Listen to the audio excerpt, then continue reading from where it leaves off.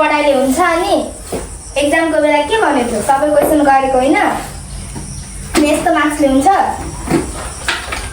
हेर त त्यो यहाँ मिले ट्युसन पढेको पनि थिएन तर पनि फर्स्ट आयो किन तिम्रो पढाइ थियो जाँदैछ नानी अरू कुरामा केही जान्दिनँ नानी तिमी फाइनल एक्जाममा फर्स्ट हुनु पर्यो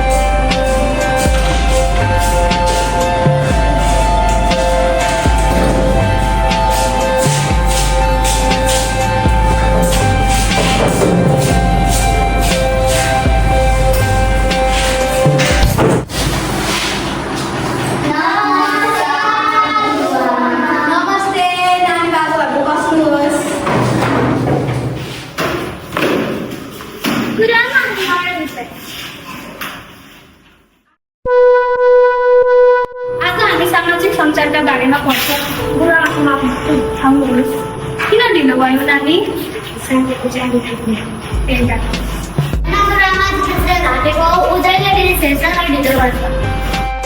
ल ठिकै छ आज तिम्रै विषयमा पढ्न गइरहेको छु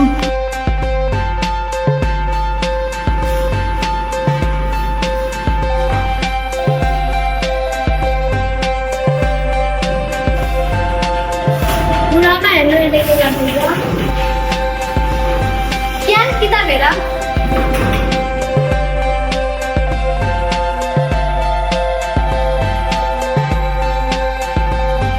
ल त आजको लागि यति नै नानी बाबुहरू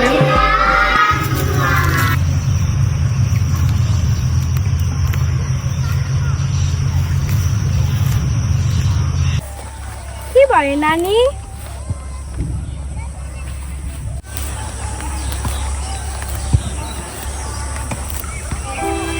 केही कुरा मनमा छ भने नलुकाऊ केही कुरा छैन गुरुआमा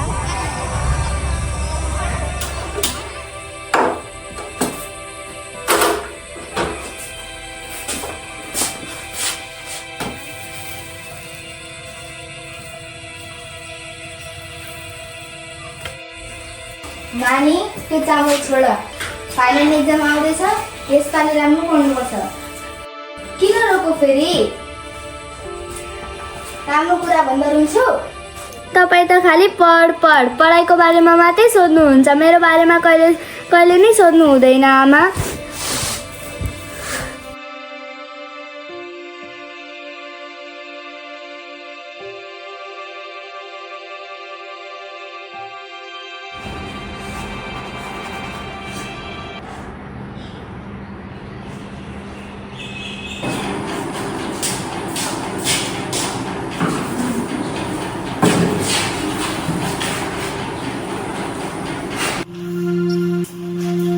आउँछ नि ए यो त मलाई आउँदैन तिमीलाई आउँछ म सिकाइदिउ हुन्छ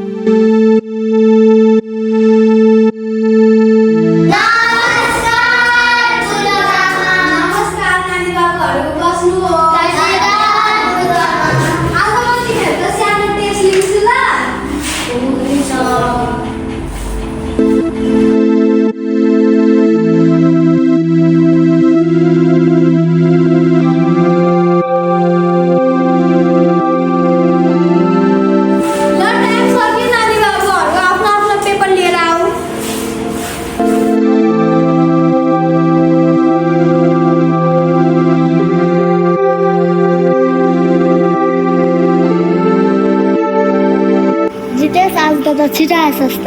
थाहा छ नि हिजो बुढामा के भन्नुभएको थियो? के भन्नुभयो त्यो? अन्तिममा म यही भन्न चाहन्छु, आफ्नो दिनको सुरुवात आफैबाट गर्नुपर्छ, अरूबाट होइन। प्रवीणा नानी, यो पेपर बाटिदेऊ त।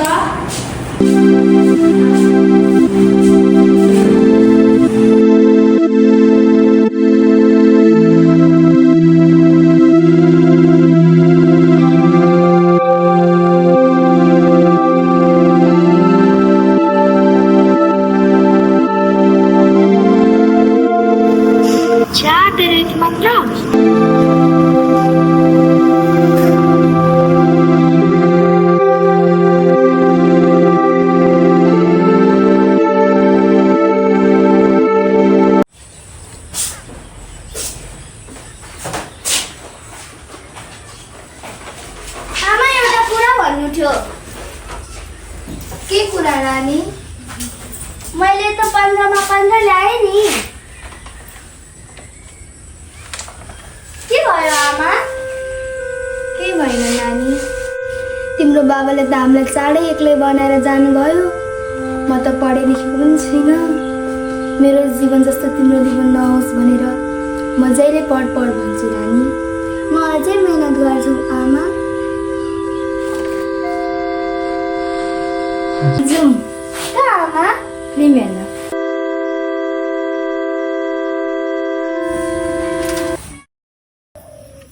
हाय आमी। हाय प्रकृति। तिमीलाई थाहा छ आज चित्रकला प्रतियोगिता हो? मलाई थाहा छ नि। तिमीलाई आउँछ बनाउन? मलाई आउँछ। तिमीलाई पनि आउँछ?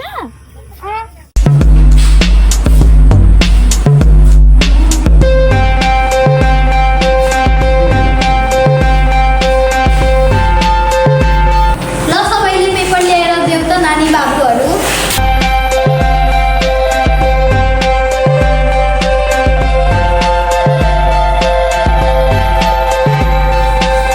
नानी बाबुहरू, चित्रकलाको रिजल्ट पनि आइसकेको छ र सबैभन्दा राम्रो चित्र कियानले बनाएको छ। ल सबैजना कियानको लागि ताली बजाउने।